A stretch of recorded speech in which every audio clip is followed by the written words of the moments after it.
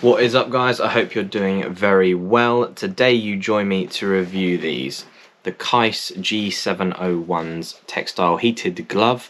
If that interests you, stick around, grab a coffee. I'll go through some little details and I'll let you know if these gloves are worth all £200 of your hard-earned money.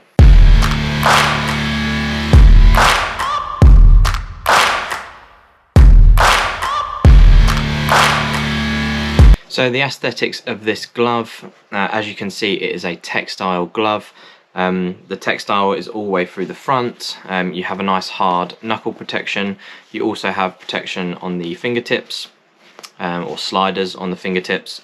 The glove also features phone-friendly fingertips, you could say, so you can use your phone on the go or sat-nav or whatever it is you use.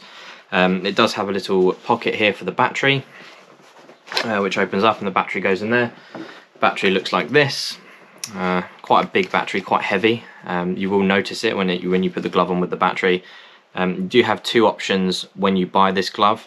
You can either buy the glove with the battery cable, so it connects straight to your battery, or you can use the individual batteries themselves.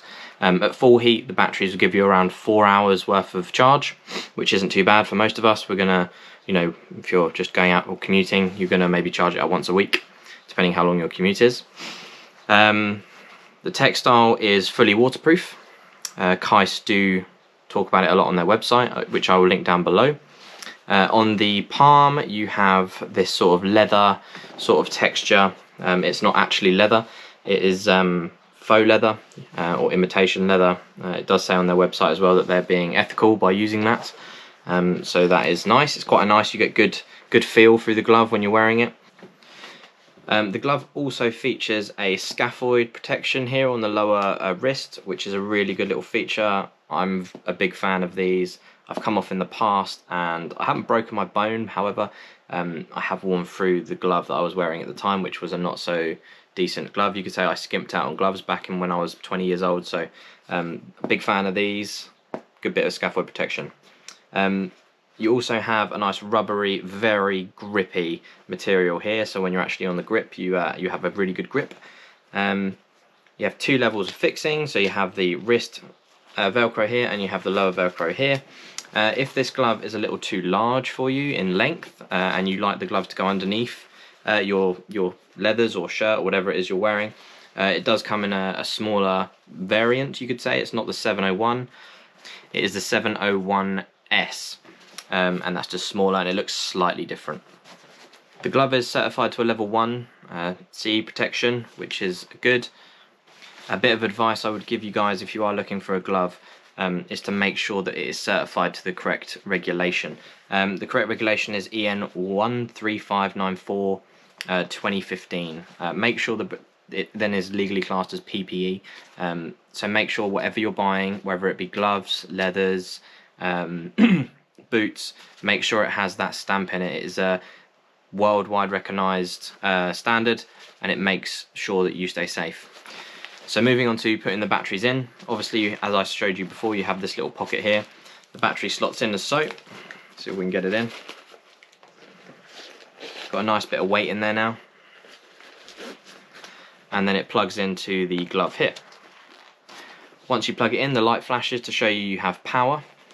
In order to turn the glove on, you hold it down for about 1 to 2 seconds and the glove will be on. And when it is on, it is in full power mode, let's say. It's in the hottest setting that it will do. It takes a few seconds to warm up, but you will feel it fairly instantly. If it's too hot for you, which I doubt it will be, to be honest, in my experience, turn it down. You can have a medium setting, which is then amber, and then to turn it down further, you click it again, and it is green. I really like the lights on this glove. I think it's very clear to what setting you're in. And again, goes back to super hot, let's say. I personally never used it intentionally below the red. I had it in amber for a long time thinking these gloves aren't very hot, and then realised that they were in amber. Turned it up to red and my amber's nice and toasty. Disadvantages, potentially, I would say. It's quite a thick glove, but they have done quite a good job of giving you a lot of feel. I would say one thing I noticed with this glove is my hand was getting colder in the thumb area. I don't know if that's whether it's because it's underneath, but I definitely felt cold, or I felt the cold in the tip of my thumb. Unsure why really. The heating element I don't think goes along the thumb.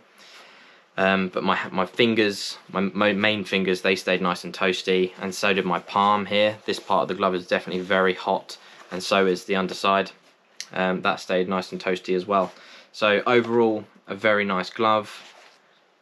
They do cost £195 if you want to get these from Keis directly. You will have to buy the battery pack separately, and I believe they're about £70. I'll put the price on the screen so you can see. I'll double check. I don't know off the top of my head, but yeah, the batteries are extra, and they're not cheap. So all in all, you're probably going to be spending not far off £300 for these gloves if you want the batteries. Ergonomically, the batteries are really handy because obviously you can just keep them in, plug them in all week, charge them up at the end of the week if you don't use your bike that much, or if your commute isn't that long. Or you can use the other feature, which is the wiring directly to the bike's battery, and then you've got full power for as long as you want. As long as the bike's got power, you'll have power in your heated gloves. Put them on.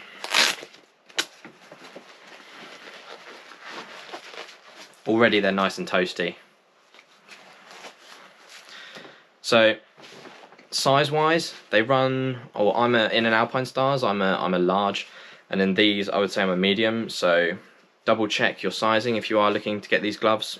They are very comfortable gloves. I would happily have these gloves for a winter season.